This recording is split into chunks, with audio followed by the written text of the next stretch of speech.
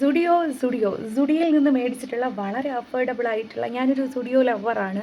സുഡിയോയുടെ dresses ആയിക്കഴിഞ്ഞാലും t shirts, അതുപോലെ lipstick, lip liner, അതുപോലെ lip balm എല്ലാം എനിക്ക് സുഡിയോയുടെ വളരെ ഫേവറേറ്റാണ്.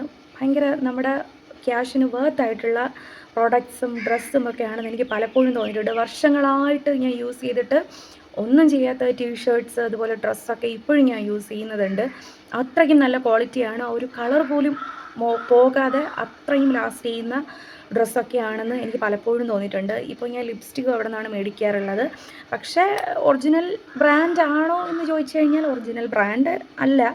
എന്നാലും നമുക്ക് അഫോർഡ് ചെയ്യാൻ പറ്റുന്ന അത്യാവശ്യം ബ്രാൻഡഡ് ആയിട്ടുള്ളതിൻ്റെ സ്മാൾ സൈസൊക്കെ നമുക്ക് കിട്ടും.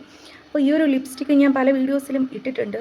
എൻ്റെ ഒരു ക്യൂട്ട് എക്സോട്ട് മേച്ചനല്ലേ, പല വീഡിയോസിലും ഇട്ടിട്ടുണ്ട്. ഈ ഒരു ഷെയ്ഡ് എനിക്ക് അത്ര അങ്ങോട്ട് മാച്ചൊന്നും അല്ല, എന്നാൽ പോലും ഞാൻ ഈ ഒരു ഷെയ്ഡ് ഇട്ട് കാണിച്ചിട്ട് എനിക്ക് ചേരുവാണോ എന്ന് പറയാം. ഞാൻ പല വീഡിയോസിലും ഇട്ടിട്ടുണ്ട്. അപ്പോൾ ഇതൊന്ന് ട്രൈ ചെയ്ത് നോക്കിയാലോ.